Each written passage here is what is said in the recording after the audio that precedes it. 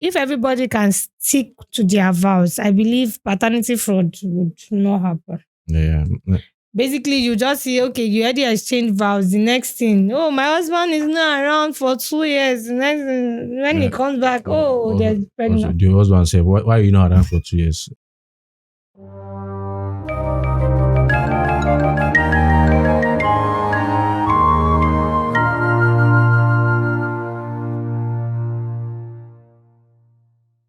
Hey guys, welcome to the Convo Podcast movie review brought to you by Faith Africa Studio. I'm your host Shegu, and with me I have the amazing, the beautiful Amaka in the building. Amaka, great to have you here.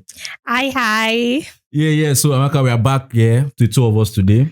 How are you feeling? Fancy. How are you feeling really? Yeah, I'm feeling all right. I'm excited actually to be here. Yeah. The movie we are reviewing today, people should just sit back. Exactly, sit back and amazing relax. movie. So the movie we are reviewing today is Royal Company. Amaka, this is the second Ruth Kadiri movie we are reviewing. Yes. How was the first one? Hard budget. The movie was so interesting, and we can see how our lead star Osas, she acted as a tomboy. You can see she killed the role. Like I was so surprised because if you see Osas on a normal day, you will know that Osas is like the most feminine of the feminine. Feminine, like so soft. Even the way she talks, she actually talked very soft spoken in that movie. Yeah. But you can still see the action, the way she's a very good actress. Really, a very good actress. You know, one of the qualities of a good actress is the ability to just leave your predominant role and just go to that kind of role. So today we are talking about Royal Company, amazing movie. I think Ruth Kadiri is doing an amazing job. So Amaka, what are your thoughts about that movie, Royal Company? The movie is... First off, it's a very interesting movie. You can see by the name Royal, you know that this is supposed to be a palace. Movie. This is supposed to be a palace film. Exactly. So yeah, it was shot in the palace.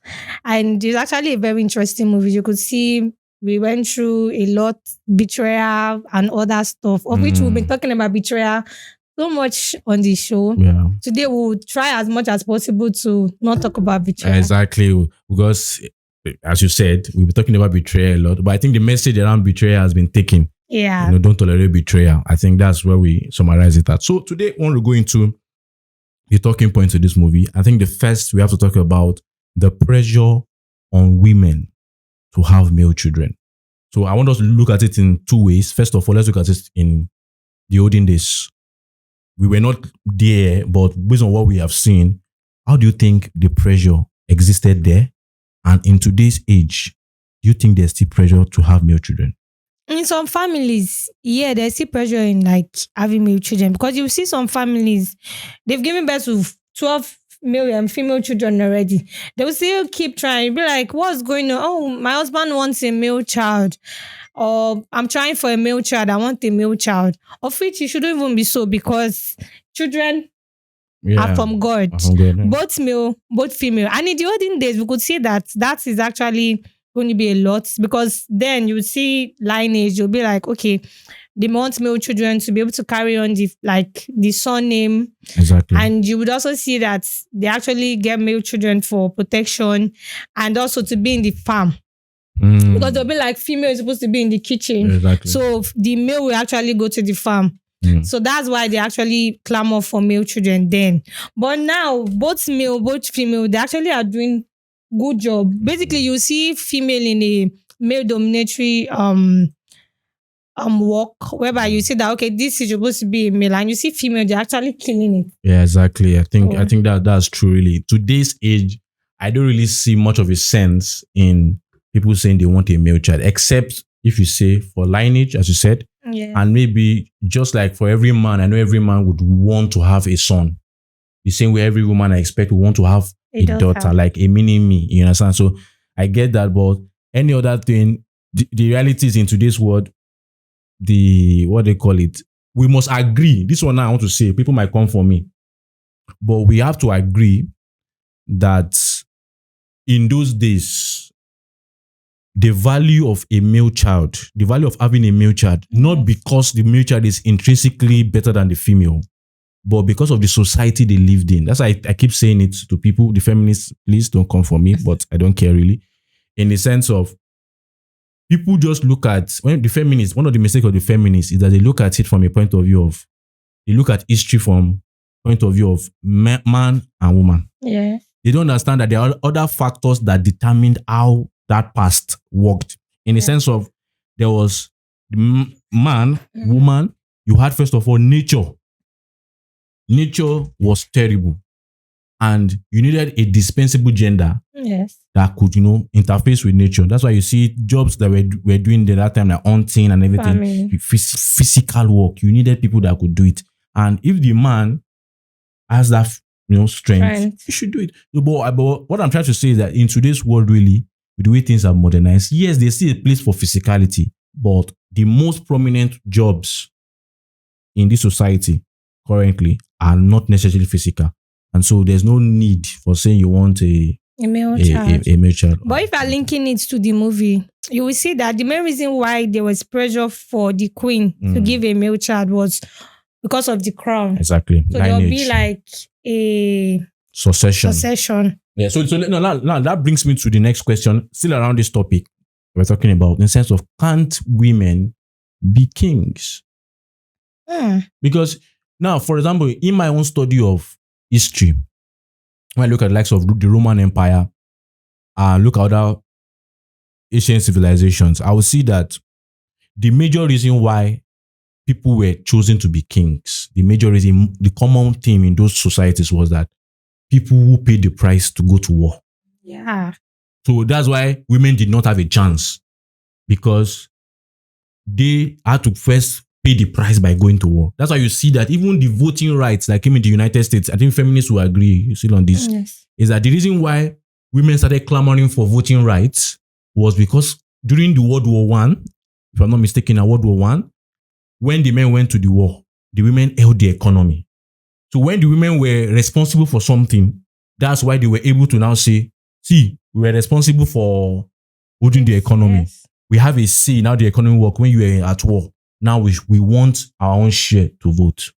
You get? So I think, but in today's society, women are bearing responsibilities. Yes. So the question now to you is, do you think women should be kings? I think women, we make a very nice kings. I'm looking for the right words to put it. That's why I used very. Because you can see that in the real sense, a successful man having a very intelligent woman by his side, there's no stopping him. Because in the sense that when he wants to take the wrong decision, the woman sometimes foresee it and tell him.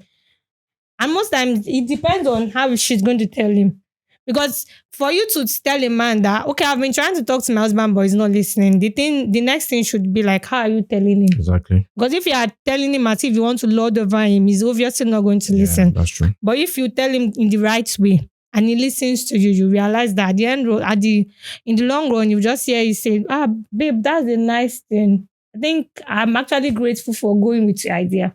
Yeah, so I think it's very, very important point you just mentioned. Very, very important for today's world that we live in, and also to understand the previous world, in the sense of, for today's world, to tell women how to navigate dealing with their husband and how to influence their husband. Because in those ancient times, the most subtle power and even the most powerful, they say, for example, this was a popular phrase I saw somewhere.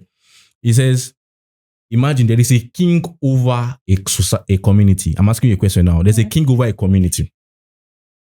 Everybody in the community obeys the king. But the king is listening to somebody in this bedroom. Who is the most powerful person?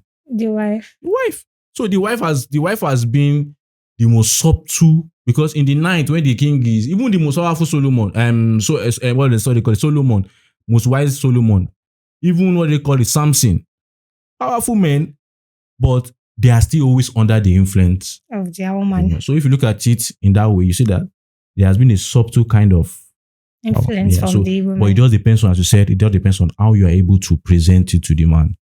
Abi? Yes.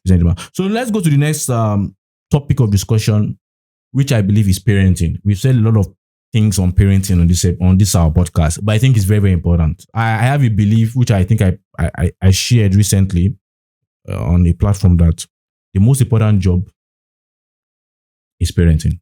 Yeah. I don't know where you want to build businesses. You want to. the most important job is parenting. And every default that you see in society, every problem you see in society, if you analyze that situation, that problem to the foundation, The base, you yes. see that it links to parenting. So see this guy in the movie. His misbehavior, his irresponsibility. What do you have to say about parenting? As you said, his misbehavior rather. His irresponsible responsibility. Yeah. I don't know what's going on. Okay. It can be linked back to when he was a child, Yeah. of which he said that he was abandoned. They just left him to do whatever he likes without consequences.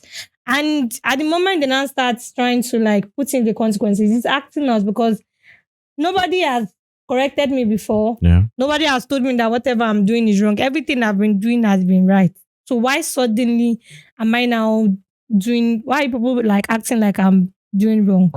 If it's that he has been guided, he has been corrected, he has been told what is right and what is wrong, I believe he would not turn out that way. Yeah. So parenting is like the very important thing. And again, I think parenting is actually very effective when the child is young.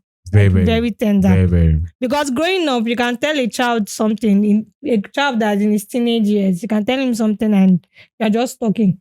They will definitely not listen to you. Yeah. But when they are children, okay, what you did is wrong. You correct the child. It sticks. Okay, when I do this is bad. Okay, I'm not supposed to do this. Yeah. So I think I agree with you, honestly, because we've said it many times on the podcast that parenting is truly the most important job in this world.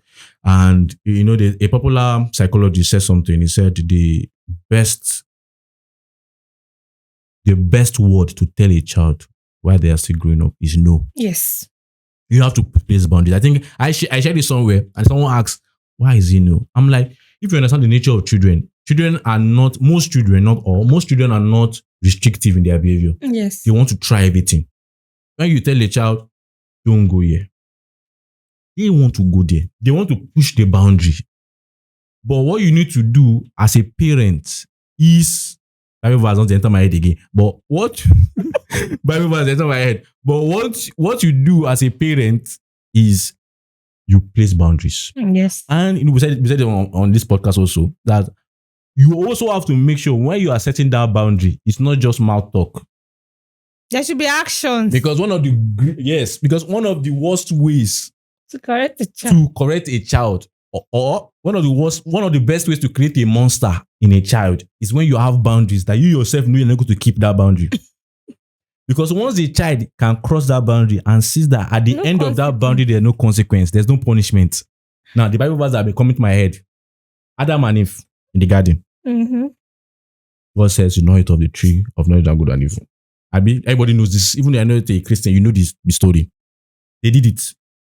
God loved them. What did he do? After they ate it, when they saw that they were naked, right? Out of his love for them, he still made a clothes for them. To cover. You say, oh, God is making a clothes for them. Maybe he's not going to send them. Maybe what did he do? Send them out. So let people know. Let your children know. And once you do it 1 or 2 or 3 times, they already know. If I try this, I know what I'm going to get at the end. But then there are some things that you still want the child to still do so that the child will learn. Because when you are not there, the child is like electric now. That's true. You want to touch. You not tell the child, no, don't go there. Perfect. Most times, just allow the child try it. I think this is perfect. I 100% agree. Because once they are not there, the child is still going to try. Yeah. So now try it so that I know that when I'm not around, you cannot try. There was a particular video, I think I have on my phone. I saved it, of a small girl, popular video that was playing with fire. I can't do. So nice. They painted the video now. Until when she can go. She fire. She trying to say, she don't. Sometimes you trying to say, don't do it. Sometimes it's not working or it will not work. You see, pain and regrets teaches people better. You know, we said it on the podcast. There are 2 ways people learn. They learn by light. That's by instruction. Don't do this. Pain. But sometimes when you have tried light and light did not work, step back and fold your hand. Let pain and regrets Do the job. Do the job. There are some things that Pain and Regret will do far better than what you are saying. The prodigal son. Sorry, I'm using the Bible. But people know the prodigal son now. The guy, they say, I better give my property. I don't worry now, go. Came back. The Bible says, when they eat pig food, Pain and Regret. He said, he came back to himself. Where was he before? Came back to himself. And realized that I need to go back to my Don't teach people what Pain and Regret can teach them better. Let Pain let them learn. Let them learn. As according to Very Dark Man, he will learn. You're gonna learn. You're gonna learn the hard way. So I think this is amazing. So let's look at, because we are enjoying ourselves really, and you guys are also enjoying it. So please, as you are enjoying it, because we see you guys are enjoying it, we see our watch hours, we see our views. Please subscribe.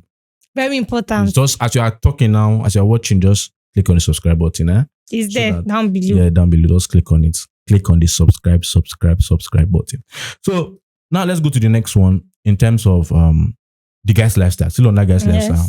So we have analyzed that there were no consequences, and when they started putting the consequences in, but it was very late.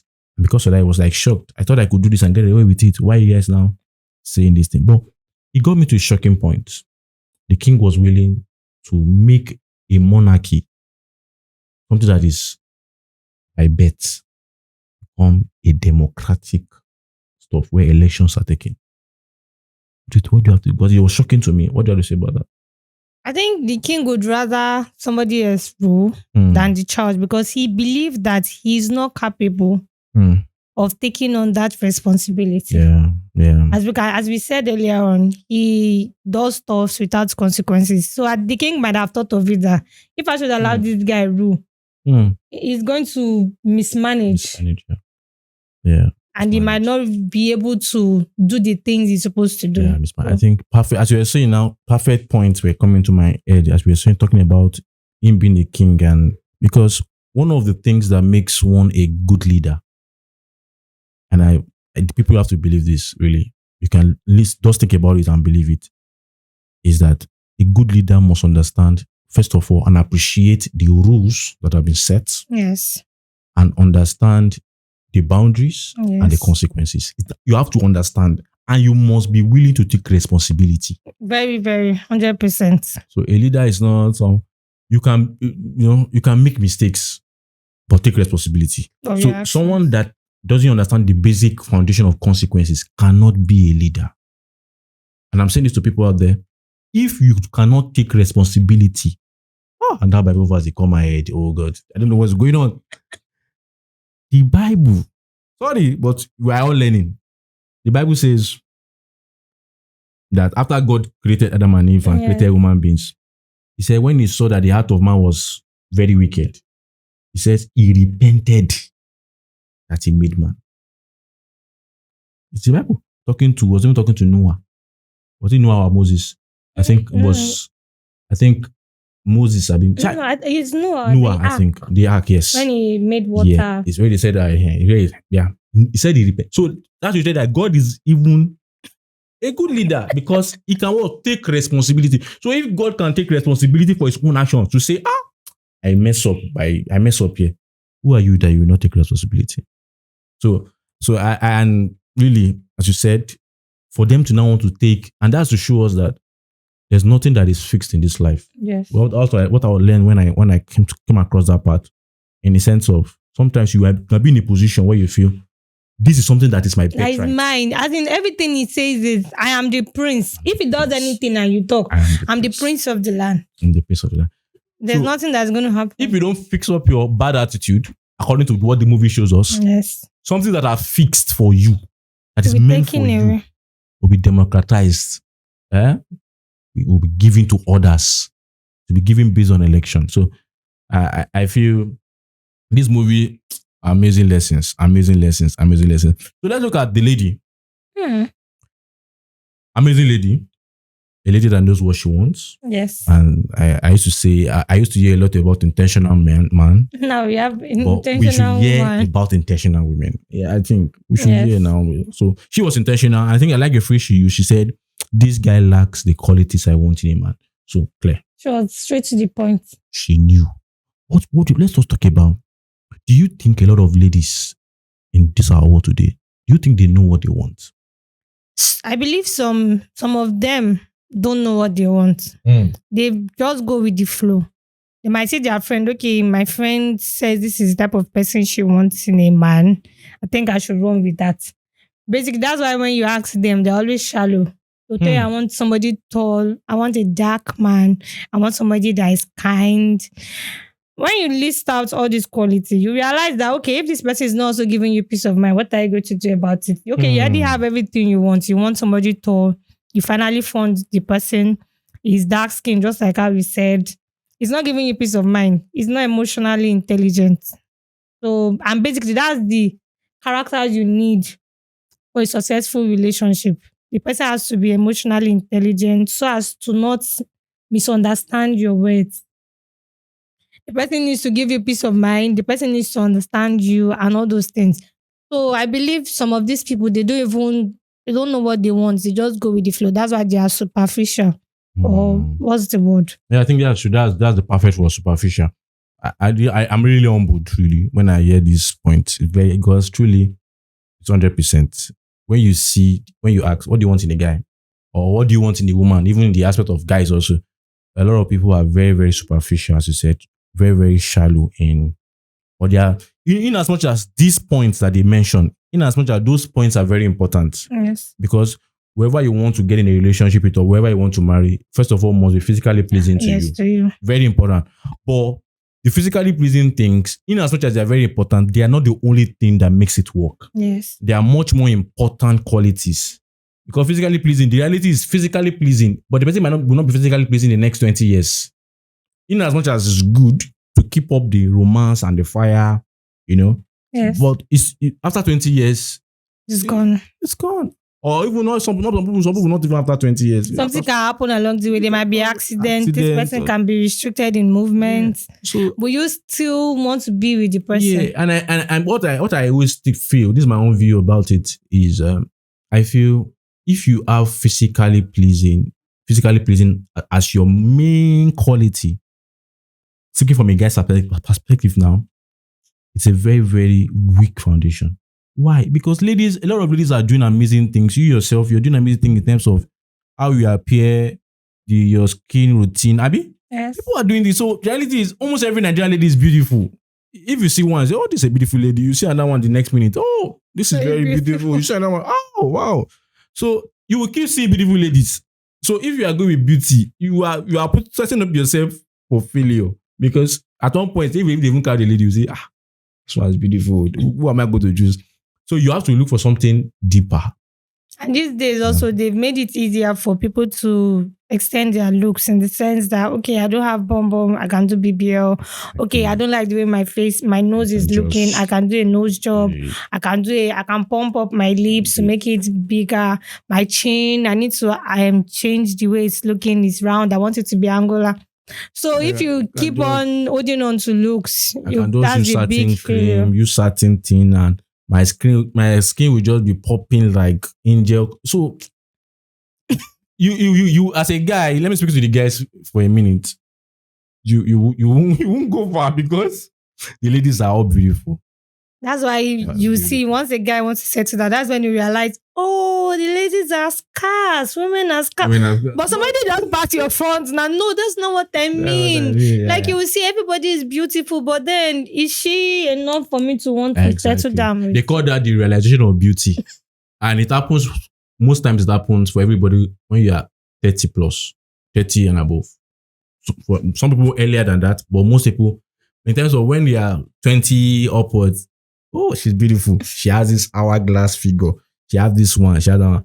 But when you are 30 years and above, you'll not be like, oh, this thing don't really pure. I want something from the inside. Really. So I think we are hitting the nail on the head. Like I'm feeling it and I'm enjoying myself.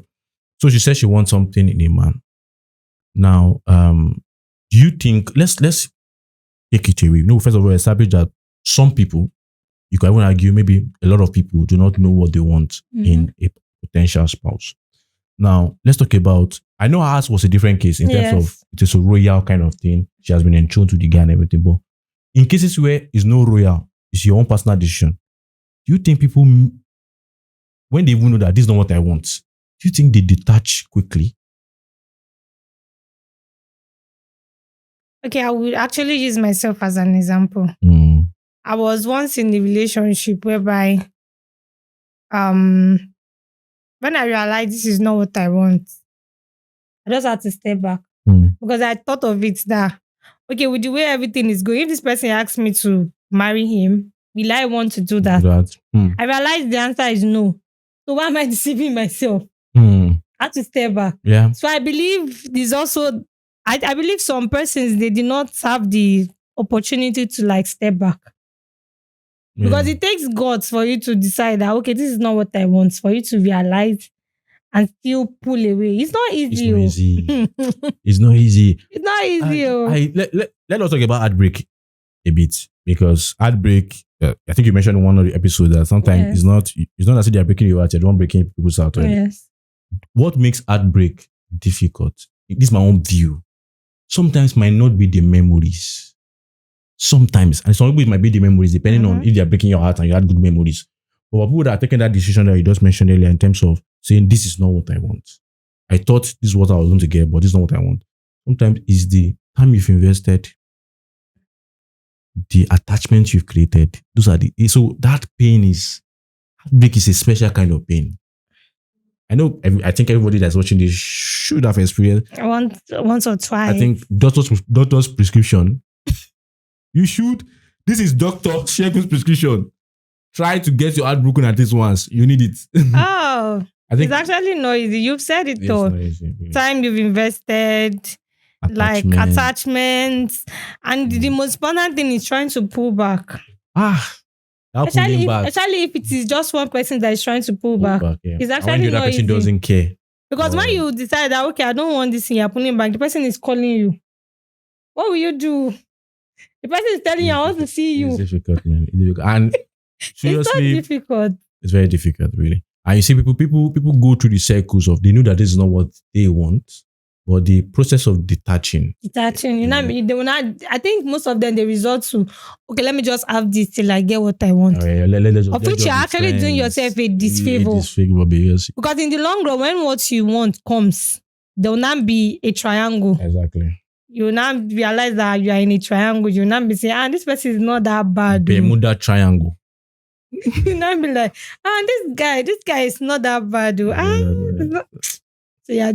the best thing is, once you see that this is not what you want, detach immediately. It's painful. I said it. But then you have more pain, kind of pain if you detach later. Yes. Because no matter how you say this person is just, you are still going to invest more time. You're still investing more time. And that time itself will make it more, because the more you are together, the more the bond increases. The more you are used to being together. The more you have now, like, you've made them a part of your daily activity and your life. Yeah. So when you now want to detach, I want to talk about heartbreak, because I don't think we've talked about heartbreak. So I really like the way we went into this. I know there was nothing like heartbreak particularly in the movie, but we're not talking about because she didn't want to do at one point. Yes. But because it was a royal stuff for her. It was a royal company already. So that's why. So heartbreak, as you said, it's a doctor's prescription. Everybody should undergo at least one heartbreak. I think one is enough. But then some people, it's just that one they need to become mental. That's it. So I don't know if there's half heartbreak, because truly, it's true. Some people have become they become werewolves after one heartbreak. But I think it also depends on the heartbreak, really. Yeah. Some heartbreaks are different from heartbreaks. Some heartbreaks are very, very damaging. Some people, they will tell you that if this person is sick, I'll feel it. Have you ever heard that? And they've created that bond. Deadly bond. Like, you hear, if her stomach is paining her, if she's on her period and she's already experiencing cramps, I feel it too. When I go man, if they break their heart, that two has already become one.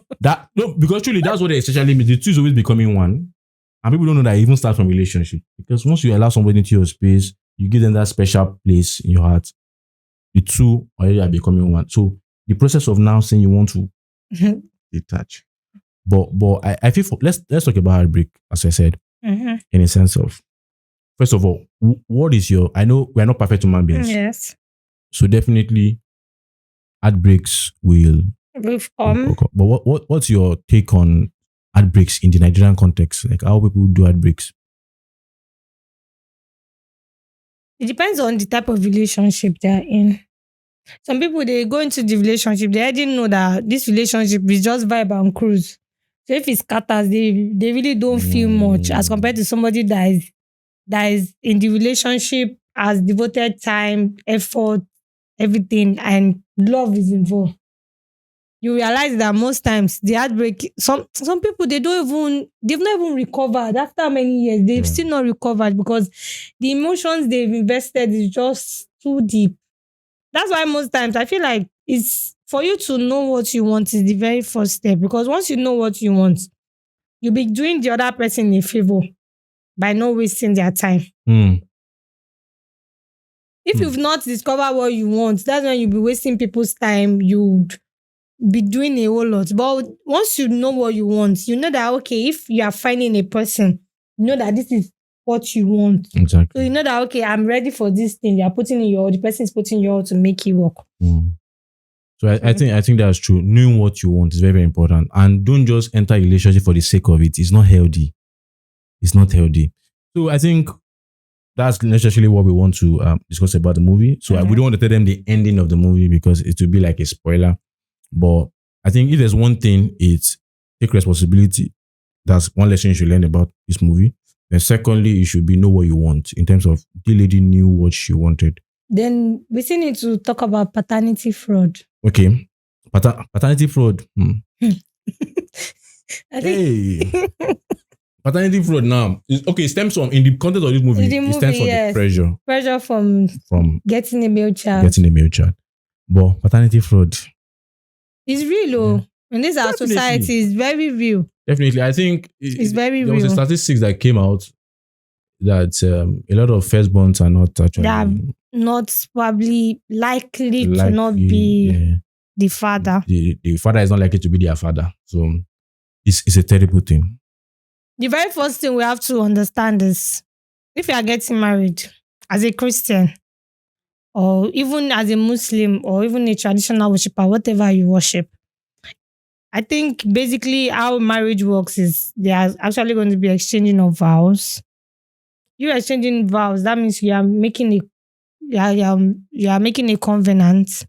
You are saying, I choose you over and over again. You are saying, I want to be with you in good time, in bad time. That's why we say for better, for worse, for sickness and health. Yeah. If everybody can stick to their vows, I believe paternity fraud would not happen. Yeah. Basically, you just see, okay, you already exchanged vows. The next thing, oh, my husband is not around for 2 years. The next thing, when he comes back, there's pregnant. The husband said, why are you not around for 2 years? So there are a lot of things. It might be work now. So truly, no matter where you are, don't try and work in a place that will take you away from your spouse for 2 years. Because body no be firewood, actually. We're not supporting infidelity, but we're just saying don't give room for infidelity. And I think also don't marry a child. Yes. Because I believe infidelity is a developmental problem. Like the way Amaka said, in terms of, keep to your vows. And only mature people know the value of vows. I made this vow. Nobody say they talk, say make I just recite after. I know that I am making this vow to you to be faithful. So mature people keep vows. Children don't have any alliances. The only alliance that children have is alliance to themselves, really. If you have seen a baby, a child doesn't care. All they want is what do you have for me, myself, and I. But when you become mature, you begin to when you become mature, you begin to think of other people's feelings. Yes. And I think marriage is not for boys and girls. Marriage is for matured men and women. And matured men and women keep to their vows. And aside you keeping to your vows, integrity is something you should groom. Yeah. Everybody should have integrity. Because once you have integrity, that's when you know that I'm not supposed to do this thing. Let's even leave marriage alone. Because I also still see it in relationship. Yeah, a lot. If you have integrity, you should not cheat on your partner. Because basically, it's from relationship, we know how marriage is going to work. That's true. You're trying to get to know each other. If you're not cheating on the person in relationship, obviously you will cheat in marriage. Now, what have we said? You might not an excuse of saying that. And by then we are going to be very serious. I know we've done our vows. I'll make sure I keep to it. But in the relationship, you are cheating. So how do you know that when you marry, you will still do the same thing because it's something you've been grooming. It's an habit already. Exactly. It's an habit. People don't just drop habits like that easily. It's an habit. Easily. So on infidelity, let me just say last thing about it. I think one of the mistakes people make, but I think now that knowledge is beginning to come to people's mindset that cheating is not just sexual acts. Cheating also could start from emotional, which I don't want to say some things, but it's going to be very controversial. But emotional, in terms of when you're watching a movie and you're emotionally drawn to an actor, you call it crush, whichever way, that could be cheating. It's just that if that person becomes physical, you know what can happen. We know that. So sometimes it can be financial cheating in the sense of anytime you just, I think the definition of cheating is just whenever you are satisfying a legitimate desire or want by someone, you are using another person that is not your spouse or not your partner to solve it, then that's cheating. So please run away from it. We don't want to keep hearing cases of paternity fraud where a man has 3 children. You now do DNA. You hear some after 20 years. Yes. Sometimes when the man is the person, you now realize that. So I don't have any child. I've been taking care of 3 children. They are not my own. Some women in heart strong. And you will know from the one that this is not this man's child. It's wickedness. And you will keep it. You allow the man to spend his finances, financially take care of the child. Time. Some of them say they've trained the child up to university level. In fact, the child is done with schooling. Do you know how expensive training a child in school I think they should criminalize it. Exactly. I think they should criminalize it. But to the extent of how they criminalize it now, I don't know. But I think it's a crime to... But if they don't criminalize it in Nigeria, definitely there's a God. So I will judge, but it's terrible, really. It's terrible. So guys, thank you very much for sticking with us. I'm your host for today's Shegun, and as usual, we have the beautiful Amaka in the building. Amazing episode, as we said, The Royal Company. Please go and watch that movie.